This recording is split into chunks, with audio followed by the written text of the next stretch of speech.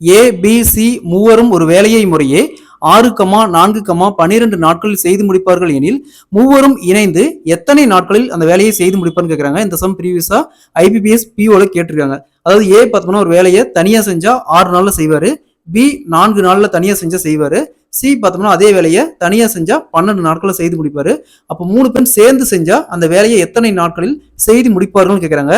So first இந்த 3க்கும் காமனா LCM எடுத்தோமா 12, இங்க 2 6 12, இங்க 3 12, இங்க 1 12 12.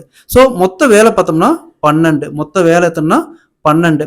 ஏ பார்த்தோம்னா ஒரு நாள் வேலையை செய்து முடிக்கிறாரு, பி பார்த்தோம்னா 3 வேலையை செஞ்சு முடிக்கிறாரு, சி பார்த்தோம்னா ஒரு வேலை செஞ்சு முடிக்கிறாரு. அப்போ இது 3 ஆட் பண்ணா 2 + 3 + 1 6. அப்போ 12, மொத்த வேலை 12. 3 பேர் ஒரு நாளைக்கு 6 வேலை செஞ்சு முடிக்கிறாங்க. அப்போ கேன்சல் பண்ண 12 6 கேன்சல் பண்ணோமா 2. ஸோ அப்போ மூவரும் சேர்ந்து 2 நாட்களில் அந்த வேலையை செய்து முடிப்பார்கள்.